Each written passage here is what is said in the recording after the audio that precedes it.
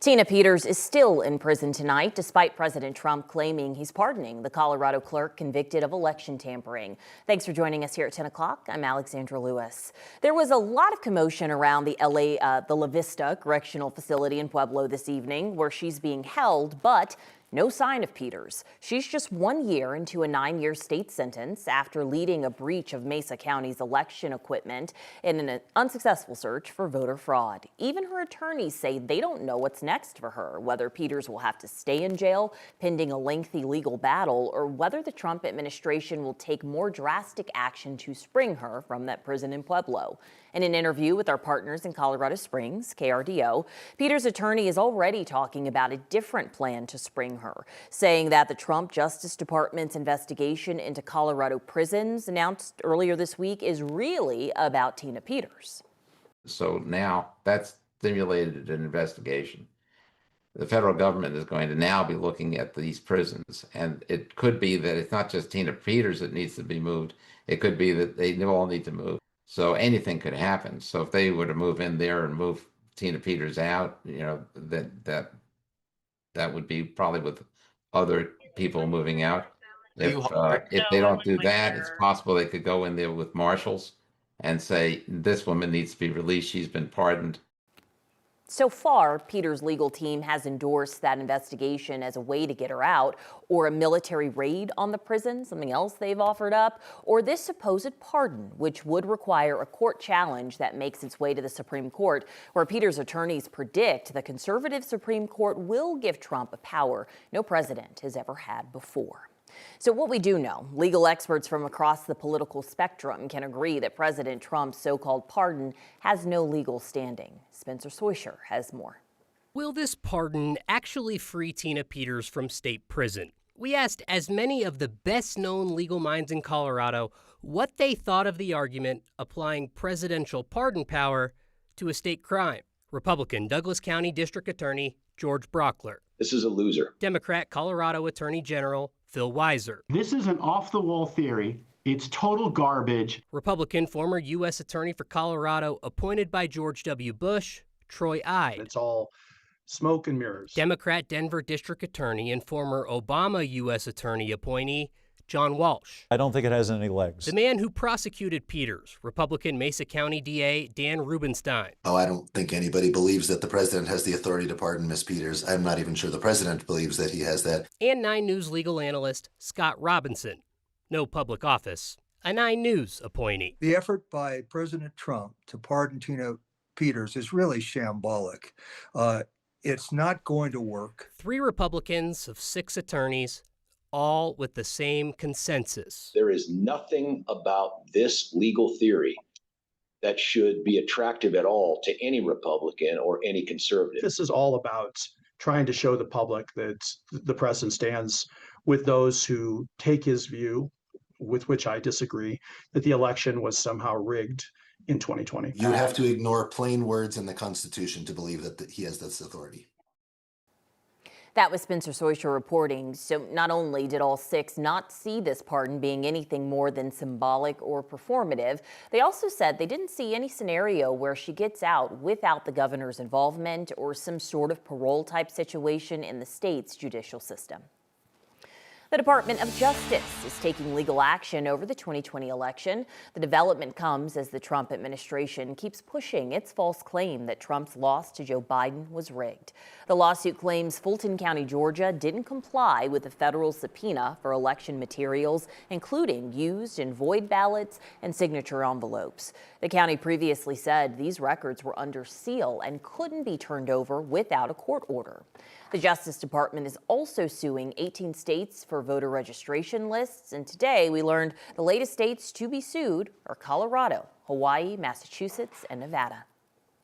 19 Democratic states, including Colorado, are suing the Trump administration over the new $100,000 fee for H-1B visas. The Trump administration announced the fee in September over its claims the visa program is overused. H-1B visas allow foreign workers to seek employment in professions that are considered to be more specialized. Applicants must have a bachelor's degree or similar equivalent to be eligible.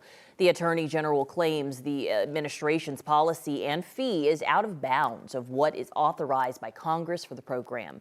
They also say it will create financial burdens on employers trying to fill job vacancies. Cotton candy skies closed out another warm and mild day across Colorado.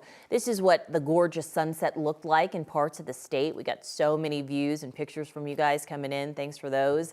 Temperatures hitting 60 degrees in Denver yet again today, making that 4 days in a row with the unusually warm weather we've experienced. Let's check in with Jaden Knowles, meteorologist. I mean, this weather, it's like, what have we done to deserve this? It's beautiful. It is amazing out there thanks to that high pressure system that's continuing to build in. That's the reason we're seeing these warm temperatures and, of course, the nice and beautiful sunsets. Overall, though, if you're about to head out the door this evening, maybe you have some plans, maybe it's your anniversary or it's your birthday. Happy birthday and happy anniversary to you. Noticing temperatures fairly comfortable, not as cool as what we saw the last couple of nights. 41 in Centennial right now, 36 at the airport, and then also 47 degrees right here in downtown Denver. Temperatures across the entire state, noticing a little bit cooler towards the northeastern portions of the state. That's thanks to that storm system that's just north of us that's giving us that cold air, but that cold air really isn't reaching us across the metro area. We did see 63 degrees officially at the airport this afternoon, a nice and warm day. Like Alex just mentioned, that was 4 days in a row in the 60s. We might continue that streak as we head into the weekend. Live radar noticing nice and dry conditions. We're not really seeing much as in precipitation. There's that storm system further up north moving through parts of Chicago as well as Green Bay, giving them the cold temperatures as well as the precipitation. Talking about snow, no precipitation in my forecast. The next 3 days, we're seeing the low 60s, especially as we head into next week. But later on in the show, I'll tell you what to expect as we head into your Saturday more in detail. Alex? Jaden, thanks.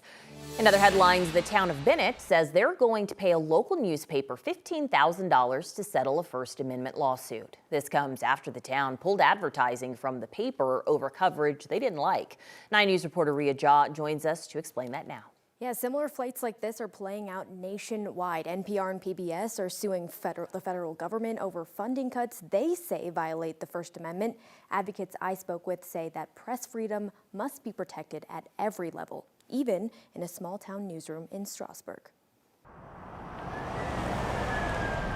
There's a lot of responsibility, but also some power in being a small town newspaper guy. Even in small towns, journalism only has power if it's protected. Yeah. Doug Clausen Yeah, it's got character. has relied on that protection for decades. 31 years here. The paper and me, particularly since I founded, are one and the same thing. Reporting, editing, and publishing Eastern Colorado news and I-70 Scout, which covers towns along I-70 from Watkins to Bennett to Agate. A lot of it's routine, but things like what happened with the Bennett Board of Trustees certainly fire things up around here. In May, the town of Bennett held a Board of Trustees meeting that still weighs on him. One thing that really concerns me is the article that was in the I-70 Scout. Trustees publicly criticized a May 7th article Clausen wrote about an alleged sexual assault involving middle school students. I admit I put in too much detail, and they didn't like that. You just can't say something like that about a family. That night, the town voted to pull advertising from his newspapers. Well, they violated my right to free speech. Clausen sued the town with the help of Jeff Roberts. So that is a basic protection of the First Amendment. He's the executive director of the Colorado Freedom of Information Coalition. They help journalists defend press freedom and government transparency. Government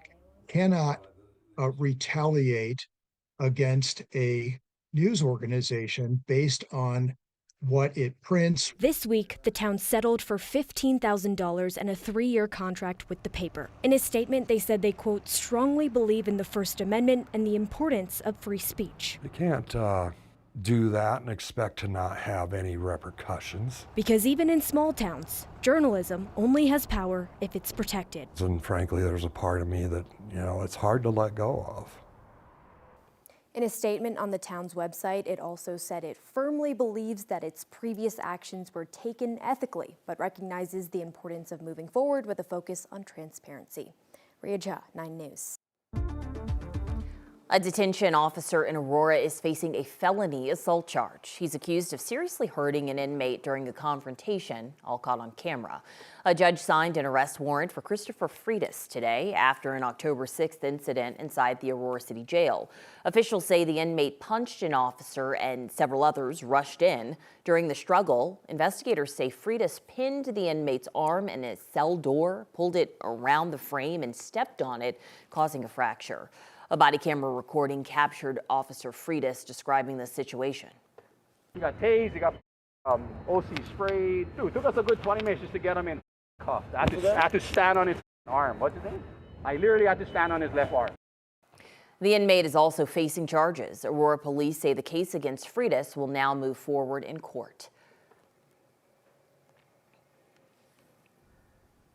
A holiday tradition in Salida is taking on a new meaning this year. Every December, dozens of trees go up in Riverside Park, each decorated by groups, families, or local organizations. But one tree is different this year. It's a tribute to Suzanne Morphew, decorated by Tisha Leeway, who has received ornaments from around the country and from Suzanne's brother. She says this year's tree is about justice and remembering Suzanne rather than the high-profile court case involving her husband, Barry Morphew. This Christmas marks the 5th since police say Suzanne was killed and buried about 40 miles south of Salida. So this year, obviously, it is justice for Suzanne. I think that's the ultimate goal at the end of all this that we want. Tisha plans to decorate the tree every year moving forward. Barry Morphew maintains his innocence. He remains free on bond while awaiting trial. A windy week is coming to an end, but the damage is done from the metro area to the high country. 9 News reporter Colton Chavez headed out to Fairplay and spoke with families who say gusty winds are nothing new, but this week sure felt different. The Williams family tells me you haven't experienced Fairplay if you haven't had to deal with the wind. They even installed their own weather station on top of their barn. But they say this week they saw readings they haven't seen in over a decade. We've had lots of wind since we've been up here. After 20 years in Fairplay, the wind can become a way of life. It can be fast. So fast that Tom Williams says he wasn't prepared for what blew through his property this week. We could hear the wind whistling. We could feel the house shake when a big gust would hit. Winds that snapped branches and toppled over trees on his property. You get used to wind and prepare for it, and sometimes that doesn't help but rebuild. Tom's neighbor Stephen Dallin says that's exactly what's happening at his house. And this is the remains of my chicken coop. Sheared off all the 4x4 posts here and then just blew it all onto my nets and into my pasture. Stephen says he realized the true strength of those winds after seeing the readings from Tom's personal weather station on top of his barn. And if I push this button, it toggles and shows in the last 24 hours, the top speed was 36. In the last 7 days, it was 107. It's a week Tom says he will always remember. It's when you'd think, wow, maybe it's over, and then all of a sudden, wham, another big hit. A way of life his community says is worth dealing with the wind. It's been an experience, but I just love it up here. The Williams family tells me they still have a ton of work to do when it comes to cleaning up their property. They just hope the wind participates. In Fairplay, Colton Chavez, 9 News.